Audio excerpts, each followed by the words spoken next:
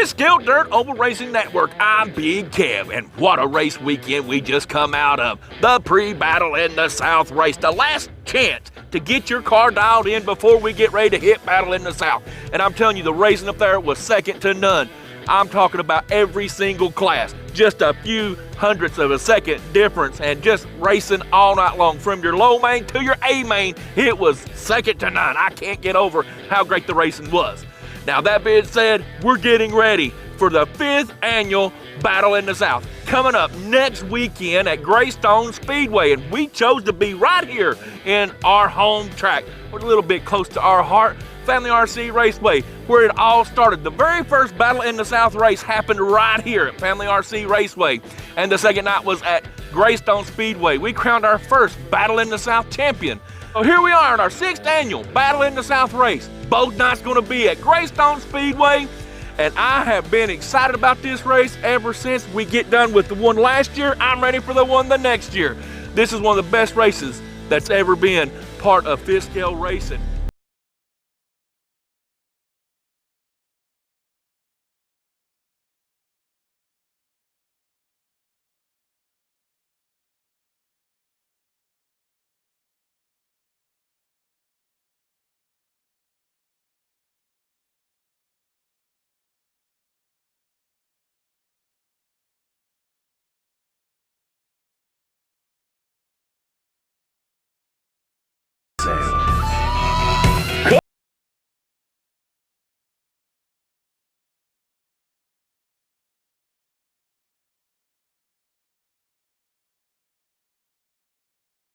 Greystone Speedway, Battle in the South. We're just a little over a week away. We're here with the Jennings boys. Kenneth, I know you guys have been putting in a lot of work out here, increasing the parking, getting everything situated and ready for the crowd that we're expecting here at Greystone Speedway for Battle in the South. Yeah, we're trying to about double our parking spot, our places, so looking forward to that. Hopefully we're done by Battle in the South. We're gonna have more parking by Battle in the South. We may not be completely done, but we will have more parking and have a lot more room, and I think it'll help us a whole lot. I do too, Victor, and the track is really amazing. You guys are always putting in a big effort to get this track ready. This is the 6th one, 6th annual Battle in the South, and that's a lot to say. I mean, race 1, who'd have thought we'd have been here at race 6 already? Don't seem like it was yesterday, was at race 1, but we're at race 6, Victor. Yeah, we are at race 6. It is hard to believe we started down there with a vision at Family RC. You know, we started there for doing Battle in the South, and then it's turned into this, and we've grown and keep growing and putting in a lot of work this year on the track, and then, like he said, expanding the parking and hopefully expanding to other areas too as we go through the years to come. I think the sport's really growing fast. I do too, and I goes back to last weekend's racing, the 2-day event that we just came out of here at Greystone Speedway. If Battle in the South was any better than that, I'm telling you, I don't know if I can stand it, boys. I'm telling you, the racing was just that good. I don't know if I could or not. I was in there announcing it, and I was about to get winded like you do in there, because it was some neck and neck racing there last weekend. It was every racer on the track was courteous, but every one of them was side by side. Trying to work it. You know, 3 wide, coming in, coming out, swapping back and forth, and you know, none of them had the advantage. They was all right there fighting for it last week. Well, if you guys, I don't care which one answers this, but the ones that's never been here to Greystone Speedway, or the ones that's never been to a Battle in the South event, this is huge. Kind of give everybody an idea of what's going to happen Thursday, Friday, Saturday, what the format's going to be and what's going to happen. Thursday night we'll have practice. It's just an open practice for anybody. Don't cost anything. It'll start at 6 o'clock on Thursday night. We'll have I think they're cooking up a little food for everybody too. It wants to come for Thursday. So we'll get. Well, I'll be here. I know. Have some food, and Friday we will start at the same time, 6 o'clock. It's so hot during the summer you just can't get the track ready. So it'll start at 6 o'clock. We'll run 2 practice rounds and then a qualifier round. That's what we'll do on Friday and Saturday. I know there's a lot of people makes this happen who you got to thank for the sponsor to help get this Battle of the South off the ground? First and foremost is Dad putting in all the work, and Gib helping a lot. You guys, Fiskell Dirt Oval Network, for putting the out there.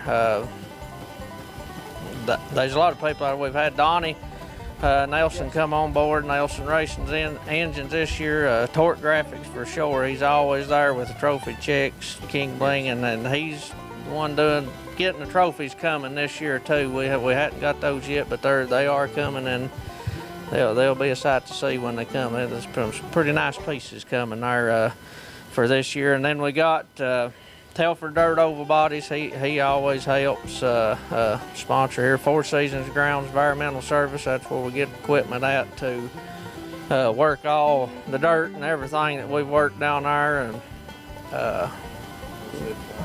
107 Tire Service helped us out this year, and Valk Industries, they've always helped with stuff here.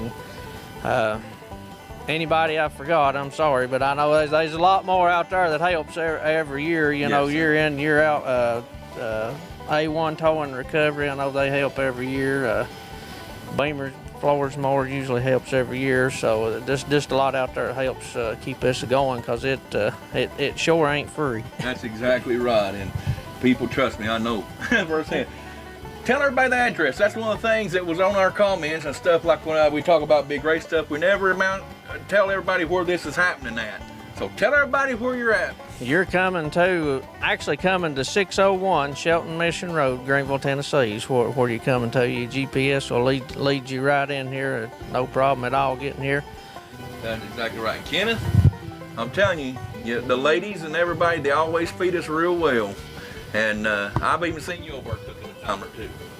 Well, don't tell nobody that or we'd run everybody off. But yeah, they do a great job. I mean, we got to give a big shout out to them. They put in a lot of hard work and time, and especially on these big races, she'll cook all day or two ahead of time and all during it. And we just she just enjoys doing it, and we enjoy eating it, that's for sure. It's worth the trip to come to Greystone Speedway just to eat. Amen. That's it's certainly looking forward to that. And we did one thing we did mention. This is a guaranteed race. We do have the indoor facility, and in case of rain out, we hope and pray that doesn't happen. But if it does, we still race. We still got to race. It's a guaranteed event going to happen here. Shelton Mission Road, Greystone Speedway, and I, for one, cannot wait for this to happen. I look forward to this race every year.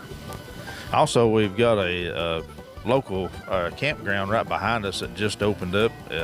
If you come in your RV, it's about a mile from here. If you full hookup campground, we've got that available, and we've got some lodge rooms and cabins available and stuff up at the camp that it's about 4 miles away. So if you don't have a place to stay, message Victor. And guys, from Fiskell Dirt Racing Network, Big Kev and the Old Payne Gang, and Greystone Speedway, Kenneth, Victor, and the ladies, we appreciate you. We'll see you in that Battle in the South. We got to also include our DLMRA rules and our representative, Mr. Mike Ottinger. If it wasn't for you helping get things situated and guided and everything put together, I don't know that this would be our 6th Battle in the South race we're going into. Well, it's been definitely a work in progress amongst quite a few people. It's really came along. We got a set of rules where we can all play together and unify, so it allows a lot of people from everywhere to come play with us. That's exactly right. And just this past weekend, I was talking to a guy. I won't mention his name, but I'll tell you where he's from. He was from the north. And I'll tell you what he said. He said, I'm telling you what, this has been the best weekend I've had in racing. And the reason was because he said there was structure, there was guidelines, and he said it wasn't too heavy. It wasn't overbearing either.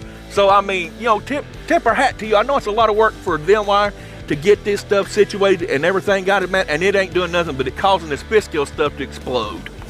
We are. We've worked with all the racetracks and with the Dirt Oval Racing Network, Crown Jewel Series, and we have a set of, I call them guidelines instead of rules, to kind of keep us all on the same page. We got a lot of rules in life, so I try not to write them. a whole book of rules, but what we put together seems to be working real well and keeping everybody. Well, I tell you what, Mike, you and your team have done an excellent job making sure that happens for all of us fifth skill racers so we can have a lot of fun on the weekends. And that being said, here we go. Battle in the South. I've made this statement on our little commercial. Champions. This is a prestigious race. We do have a couple of repeat champions, Josh Myers, Chris Wall, both those guys. But there's a lot of us guys on the outside that's looking in. We want that. We're wanting to be part of that. Are those guys going to give us an opportunity? I'll tell you what, there's been a lot of guys working their tails off just to be at Battle in the South to try to claim that championship this coming next weekend. Yes, sir. Yes, sir. Victor and Kenneth has done a lot of work for the racetrack. They've prepared a great racetrack. We do have some new tires that brought everybody's game up. Yes. And, because of our rules package, because of the products that I think is made available now, because of our unity and the numbers that we have, we really are producing some great races. That's exactly right, Mike. And let's just go ahead and just talk about the other reason why our Battle in the South race is so well, our Crown Jewel Series. Is it enough just to be the Battle in the South champion, or do you want to be a Crown Jewel champion? Cody, we ain't got to talk a lot about Crown Jewel here lately. We have been a long time. We finally made it to race number 2, and it's been a while since we have been at a Crown Jewel event. What can we expect? Well, Big Kev, if you go by what we saw in the second weekend in March, we're going to have a lot of excitement. We're going to shrink the track. We're going to turn up the excitement level because you've got a lot of drivers that are still in the hunt for a Crown Jewel Cup Series championship. And the reason I say that is because this is the first year the new point system has been introduced, which means not only are you racing for a championship this weekend, but you've got 2 nights to max out. That's 100 points you could gain Friday and Saturday. And coming into this weekend, every single driver that competed at the Gator Nationals is in the race for the championship. A lot of folks last year, by the time we got to the battle, they were pretty much behind. But this weekend, there's a whole new atmosphere, there's a whole new point standings, and what Josh Myers has created, Big Kev, is for the 6th annual Battle in the South, race number 2 now of the Crown Jewel Cup Series, to really produce a lot of energy next weekend in Greenville. Yes, sir, Cody, and I'm telling you what, and we're so grateful that you have agreed to come on board and be the Crown Jewel Cup Series spokes and the Battle in the South, our voice. And we are certainly appreciative for that. Big Kev, the unique thing that we have with our 4 races that make up the Crown Jewel Cup Series is there's a unique format at every single event.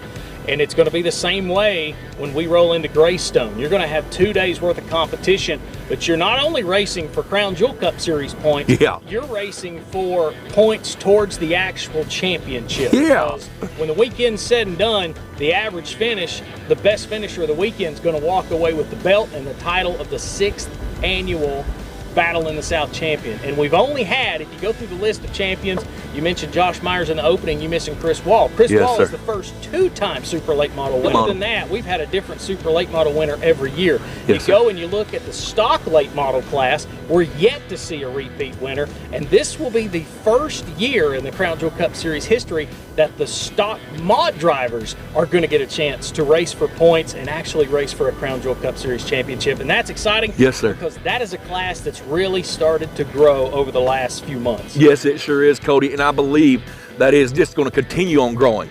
You talk about that, Josh Myers was our repeat winner for our mod.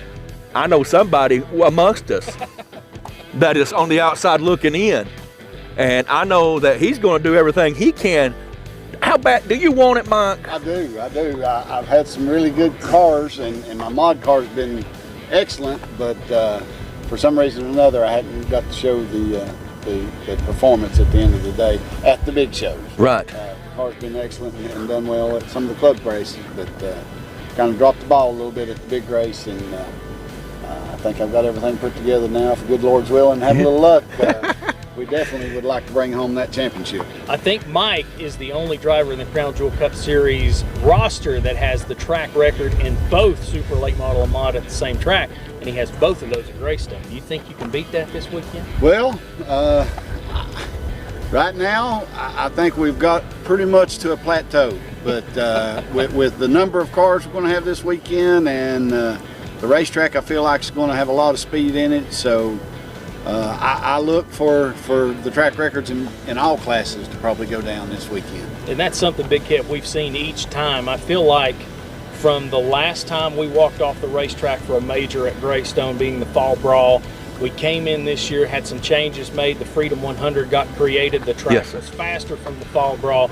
This past weekend, it was fast. Yeah. And you know, when it comes to the Battle in the South, as far as track prep, the Jennings boys will do everything possible to make that track one of the best ones in the country. That's exactly right, and it won't even be an equation in this. You're going to have a good racetrack to race on at Greystone Speedway. And like Mike said, the attendance, we're looking for record crowds to be part of this Battle in the South, the 6th annual. And there's not a person that's going to pull in that pit spot that don't want to win. Everybody there is going to want to win. But one of the things that caught my mind when we were at our Gator Nationals, the first race, coming out of that, not even the ones that were at the top of the list, there were some at the bottom list, they still felt really good about going to race number 2 at the Crown Jewel. And that's something else I want to say. We left the Gator Nationals, Springfield, Louisiana, with 17 drivers getting a taste of victory lane for the first time. That's not A mains only, B mains. That's heats. That's the entire weekend. There were 17 drivers that picked up their first ever career Crown Jewel Cup Series victories in some way. And being a driver, you guys have got to admit, getting in victory lane is just a little more of a push towards what you could do. I love the pressure that you feel when you're going into these events, just trying to make the shows and being part of them. It's just a different atmosphere when you're at a big race, a 2-day show. But not only that, this Crown Jewel series that's coming around, it's a different atmosphere, a whole lot of fun and a lot of fellowship. And it don't matter, even like I talked about it being a big event, Cody, the racers are still willing to help each other. They want you to be just as fast as they are. They want to beat your best. Yeah, and that was something we saw at the Gator Nationals, was the camaraderie in the pit road. I've seen a lot of people from one end of the pit road helping somebody on the other end, but the camaraderie, the ability to help each other, I really think made a difference. And you made a comment this past weekend at Greystone, the speeds. All that has done is take a competitive field of 20+ super late models, and it's hard to get down to just 8. And it's crazy to take 20+ cars and say, hey, only 8 of you are going to be racing on Saturday night for the golden prize of the weekend, when you've got 20 cars going home that are almost just as fast. That's exactly right. And I'll tell you another thing. You talk about our times. When you're at these events, one bobble will separate you from 1st to 15th. One little mess up will put you, that's just the caliber of racing that we've come to know.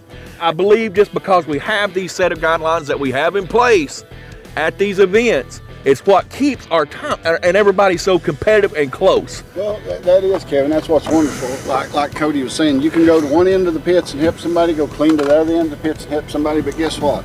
From that end to that end, everything in between there, we're all on the same platform. That's exactly right. We're all running the same cars. Yes, sir. We all have the same equipment. Yes, sir. So it comes down to the ability to use what you have. Yes, sir. You're not chasing that rabbit. Everybody has the same thing. Yeah. You know, and what that's done for us is, if you'll look, there was people dominating. Yes, sir. Yes, sir. And now, because of the packages that we have and the growth, yes, sir, is everybody's on the same page, and that comes down to where there is so much competition.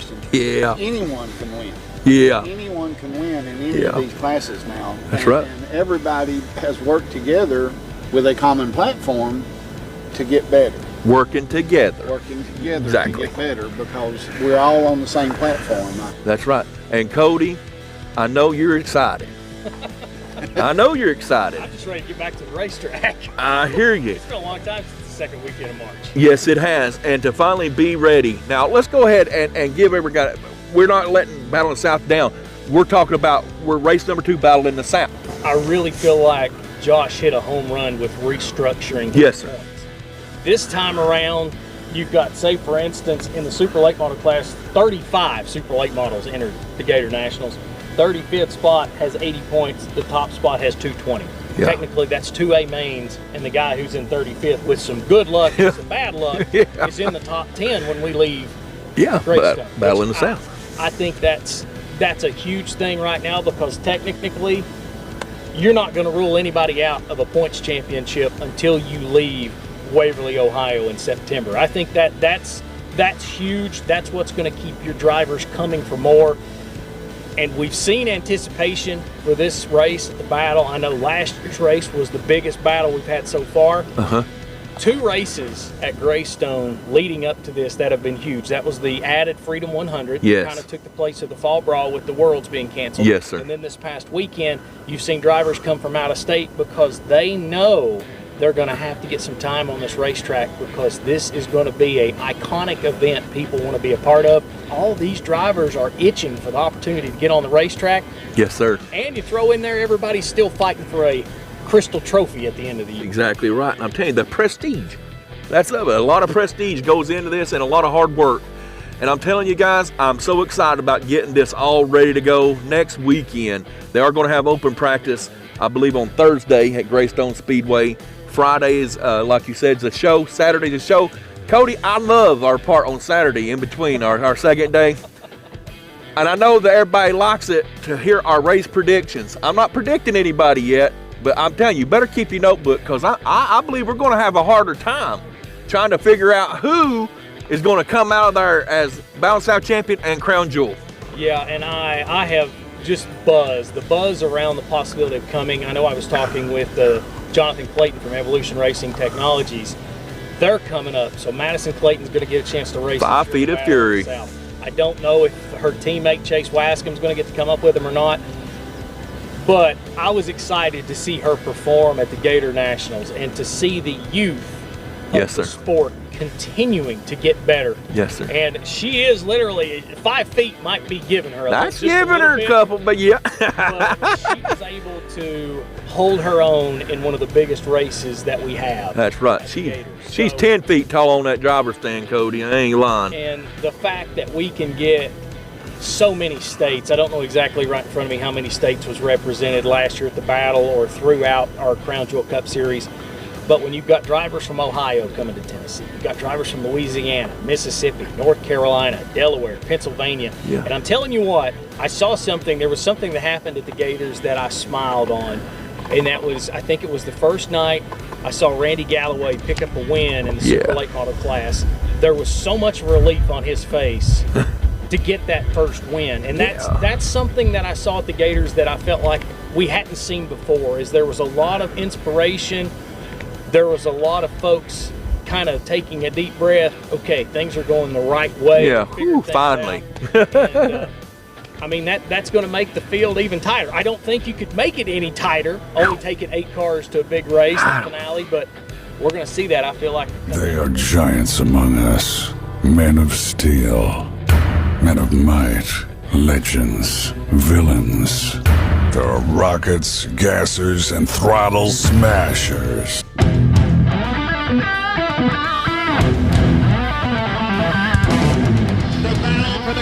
Cup Series is on as we've got 22 laps to go.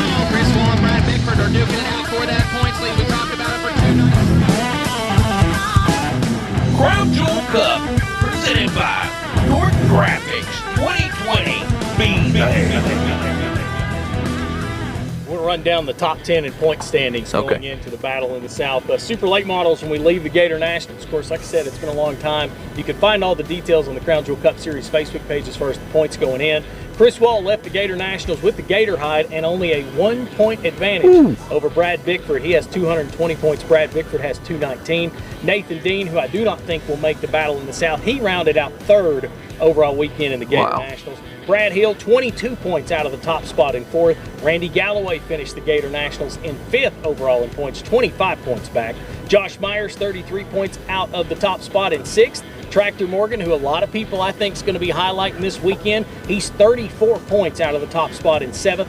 Corey Walls, who's moved over into the Super Late Model Division, he's 8th with 36 points out of the top spot. Robert Barnum, 9th overall in points, 52 points out. And Todd Ricker left the Gator Nationals 60 points out of the top spot. That's in the Super Late Models. Stock Late Models, it was George Martinez leaving the weekend. Huge weekend for George Martinez. He has a 17-point advantage over Jimmy Ricker as we go to the battle in the South in the stock late models. Mike Denny, third overall, 18 points out of the top spot. Ross Wark, who, if you've seen anything on the Fisco Dirt Oval Racing Network this last go-around at the Freedom, this is a guy that has really started to come into his own recently.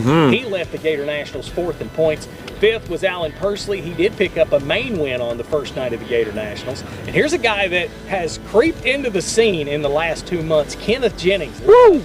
The Gator Nationals, sixth overall in points. He's 36 points out of the top spot. John Daspit is seventh, Rusty Lohr eighth, Tommy Baines ninth, and Steve Bolton rounded out the top 10. He's 55 points out of the top spot in stock late models. We move to open wheel mod. Chris Wall left the Gator Nationals with a 3-point advantage over Brad Bickford. 21 points back to third place Leroy Carter. Here's Kenneth Jennings again, 22 points out of the top spot in open wheel mod. Josh Myers fifth, 24 points out of the top spot. Mike Ottinger sixth, he's 25 points out of the top spot. Seventh was Randy Galloway. Eighth was Alex Scott. Ninth was Lou Ciccone, and Victor Jennings rounded out the top 10 in open wheel mod. And then finally, stock mod, it was Mike Denny leaving the Gator Nationals with the win. He led by 17 points over David Hurd. George Martinez third, 20 points out. It was Corey Walls, 24 points out in fourth. Joey Tipton fifth, 31 points out. Jimmy Ricker, 33 points in sixth. Kenan Gaspard, who eventually rounded out as a winner in the stock mod class at the Gator Nationals. Then Mark Lewis 8th, Jason Stafford 9th, and John Daspit 10th. And that is only the top 10. But here's a prime example. 214 points for Mike Denny in the stock mod. He only leads by literally 90 points from 24th spot in stock mod after the Gator Nationals. So, like I said, a really good night at the Gator Nationals and the Battle in the South. You could take away one of those nights and you're still going to be in contention for a championship. I think that's going to be great as far as the rest of the schedule goes. And I did want to throw out there, mark your calendars, September the 25th, 26th, we'll be at the Barn Raceway in Waverly, Ohio. And then, of course, the big one, and this time it gets to be the big one at the end of the year, Halloween weekend, we're going to be at White Pine at the Walter State Expo Center for the second annual Worlds, where we will crown the champion. Yes, sir. And I'll tell you what, Cody, it's a little bit of ways off, but it's going to be here before we know it. And like you said, it got me just pumped up just hearing these top 10. Because I'm telling you, the top 10, you could go all the way down. 24th to, I can't even tell you guys how exciting. And those guys are going into Battle in the South weekend pumped and ready. You better believe the capital A games are coming out next weekend at Battle in the South. Yeah, and I feel like, Big Kev, if you go to the Battle in the South and you have a really good weekend and you're inside of that top 20 in points when you leave the Battle in the South and the Gator Nationals, you might get a few more drivers that you wouldn't expect go to Waverly simply for the fact that they're still in it with a chance to win. Still got a chance, that's right. And that is another, like I said, added benefit to being a part of this Crown Jewel Series events at their local tracks.